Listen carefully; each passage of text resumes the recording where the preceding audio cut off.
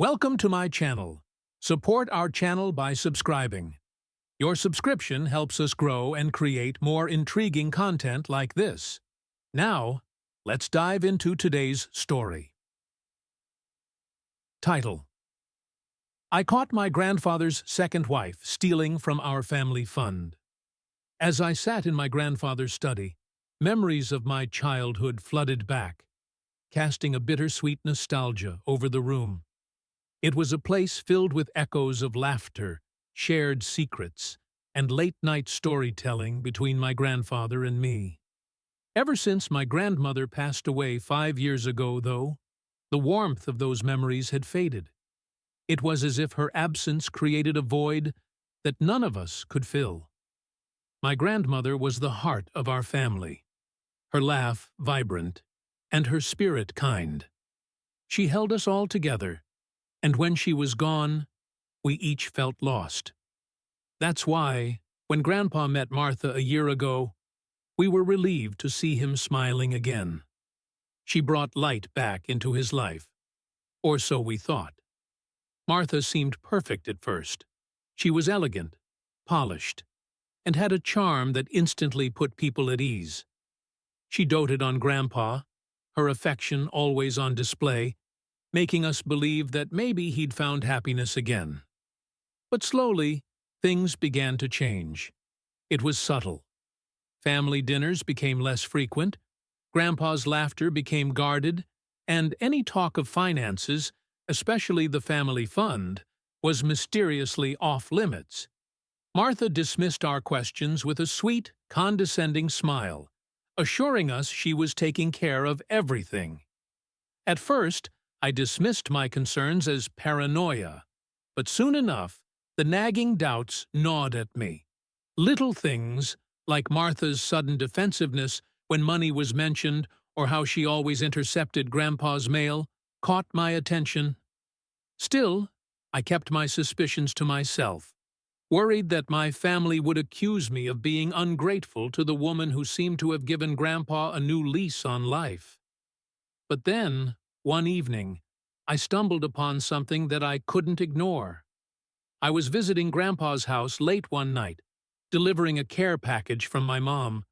She'd been concerned about his health and insisted on sending over soup, his favorite cookies, and some herbal teas. As I stepped up to the porch, the house was eerily quiet. Only a dim light shone from the study, filtering through the curtains and casting an odd glow over the yard. I was about to knock when I heard voices from inside. Instinctively, I stopped, my hand hovering mid-air. Martha's voice drifted through the partially open window, and something in her tone was chilling.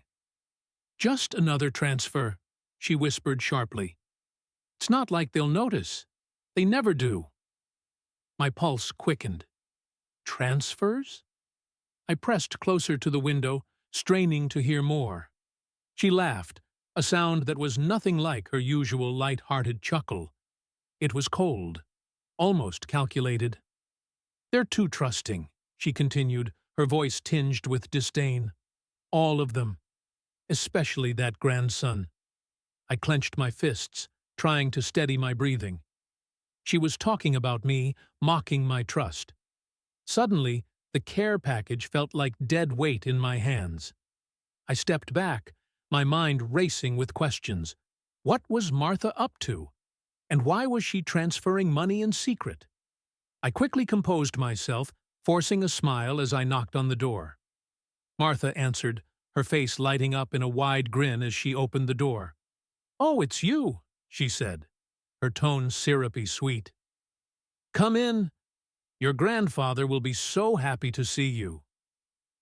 I struggled to keep my expression neutral as I handed her the package, feeling her calculating gaze settle on me.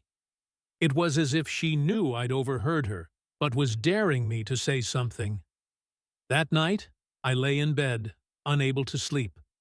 Martha's words echoed in my head, each syllable stoking the fire of suspicion burning in my chest. I couldn't sit idly by while she played with our family's future. I had to find out what she was hiding. The next morning, I called my father and casually asked about the family fund. He told me it was something my grandparents had set up long ago.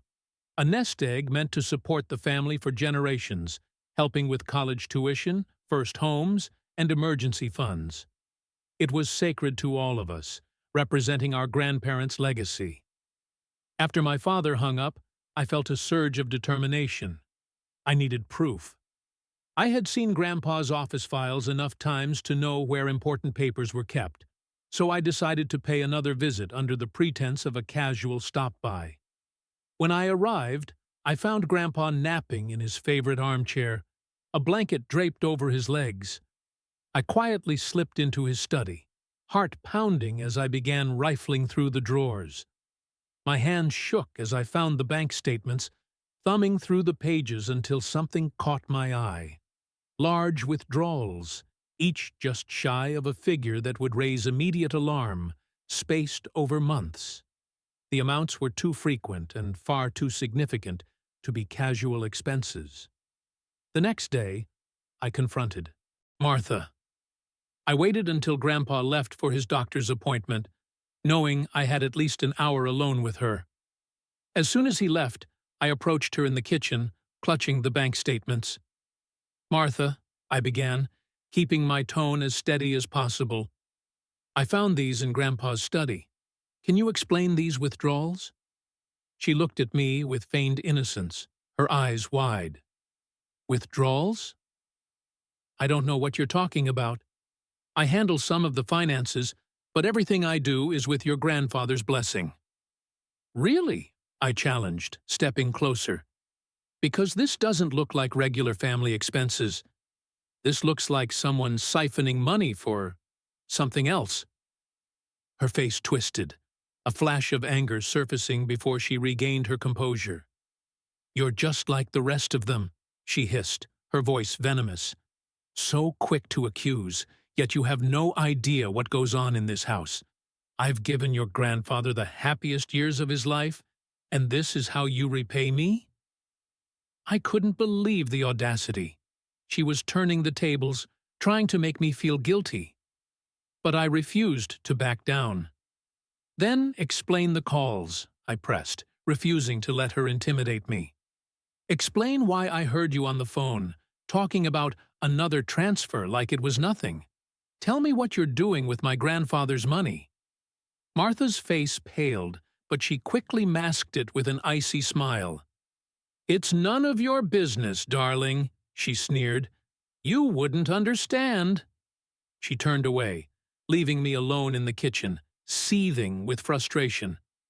But as she walked away, I caught a glimpse of something on her wrist. A bracelet I'd never seen before, with a charm that looked oddly familiar.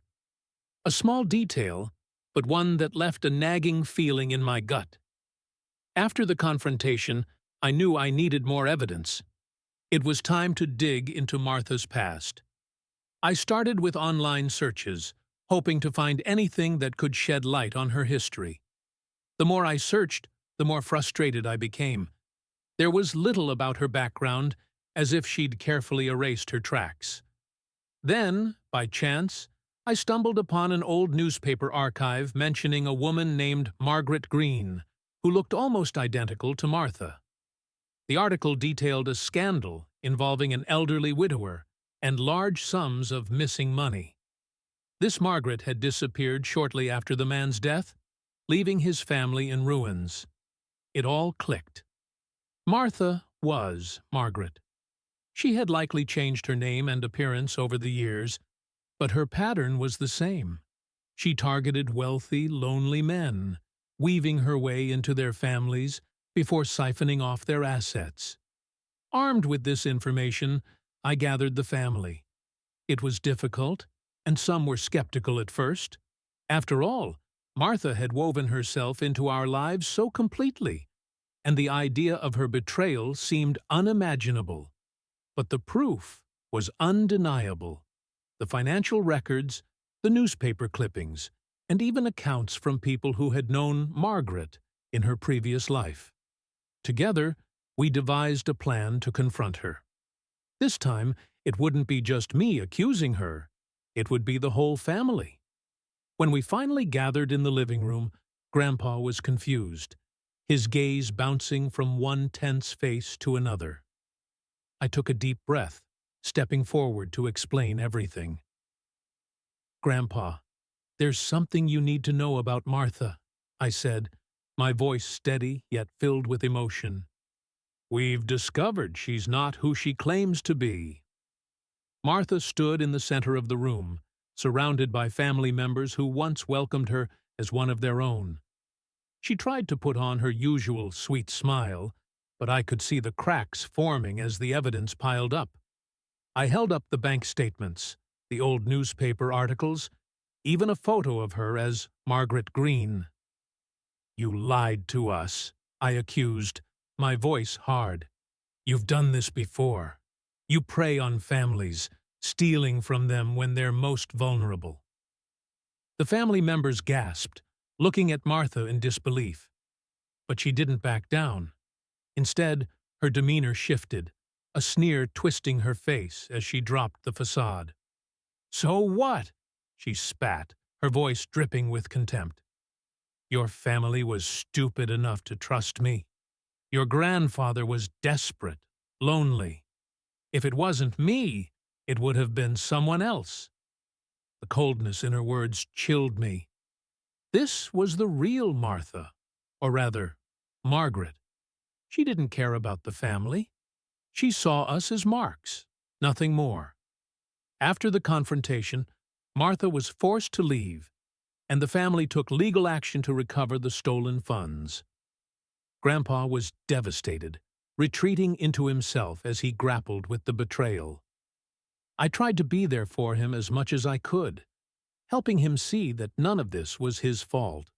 Slowly, the family healed. We took precautions to protect the family fund, ensuring no one would ever exploit our trust again. But the scars Martha left lingered, a painful reminder of how love and trust can be twisted into weapons. In time, Grandpa regained his strength, finding comfort in the family that had always loved him. We grew closer, bound by the shared experience of loss and betrayal, and I knew that, despite everything, our family was stronger than ever. Thank you for staying with me through this story. It's a reminder that sometimes those who seem closest to us may have hidden motives, and that family bonds are precious and worth protecting. If you enjoyed this story, please like, share, and subscribe, and let us know in the comments if you've ever faced a betrayal like this.